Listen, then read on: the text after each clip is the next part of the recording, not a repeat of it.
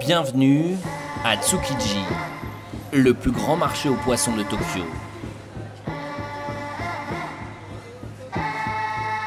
2500 tonnes de produits de la mer passent ici chaque jour.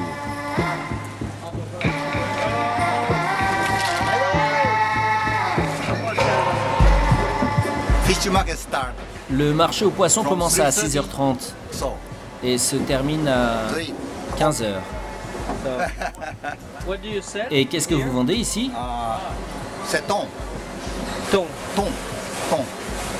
Only Tuna. only tuna. Only tuna. And, Et c'est le plus grand marché à Tokyo, le plus grand dans le monde. Biggest in the world. Number two. Le numéro 2, Sydney. c'est le marché aux poissons de Sydney Sydney. Fish Market number 2. Ski number 1. Okay. Avec le meilleur thon. Best tuna. Here. C'est pour les sushis Salt. Salt. et les sashimi. Salt. Do you like it? I like it. Oh, Very like très it. bien. Nous touchons à la fin de notre voyage. Cela fait 11 mois que nous avons quitté la France. Mais avant notre retour, pour marquer symboliquement la fin de notre enquête sur les nouveaux visages de l'Orient, nous avons voulu grimper au sommet de l'un des volcans les plus célèbres au monde, le mont Fuji.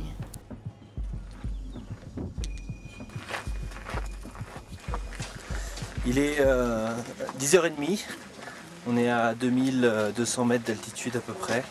5e station, donc la dernière accessible en voiture sur le mont Fuji. Et on commence l'ascension. Il y a 5 heures de marche environ, on doit atteindre un peu plus de 3700 mètres, le sommet du mont Fuji, le plus haut mont du Japon.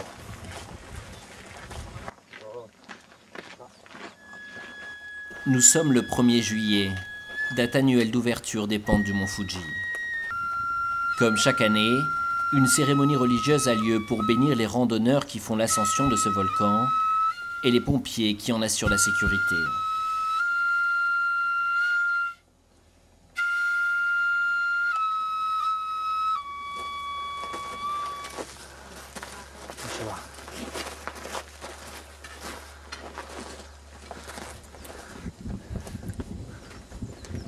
Voilà, à peu près 2 heures qu'on marche maintenant.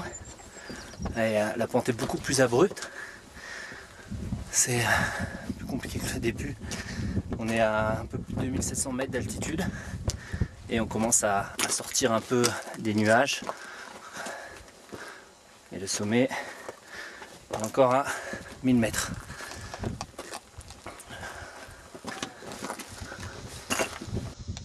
Ce jour-là, nous ne sommes pas les seuls Français à gravir le Fuji. Ah, c'est mieux que ce que je m'attendais. Je pensais qu'il y aurait plus de monde. On m'avait dit que c'était blindé de monde à l'arrivée du bus. Donc je pensais que tout le monde monterait, mais non. Ils sont restés en bas, c'est bien.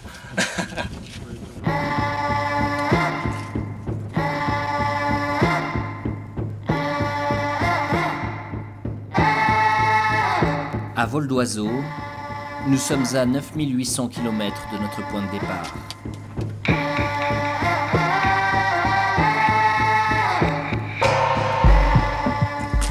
Voilà. Toit du Japon. Sommet du mont Fuji.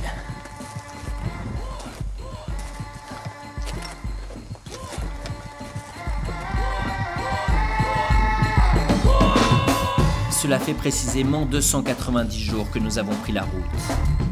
En Turquie, loin des clichés, nous avons rencontré une jeunesse tolérante et moderne.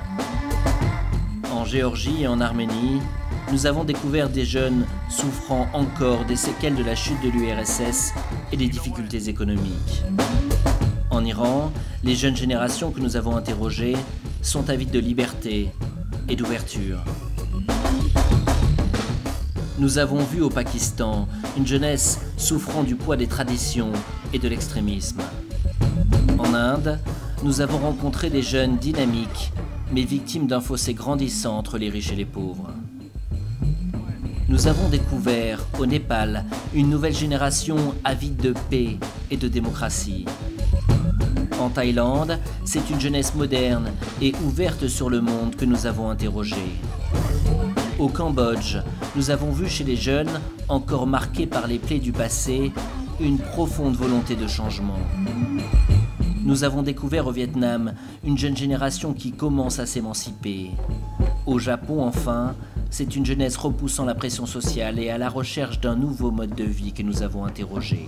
Nous avons compris au cours de ce voyage l'incroyable aspiration à la liberté et à l'égalité de cette jeunesse.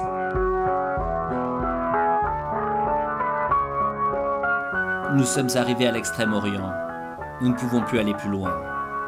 Devant nous, sous ces nuages, il y a un océan et de l'autre côté un nouveau continent avec une autre jeunesse, l'Amérique. Mais ça, c'est une autre histoire.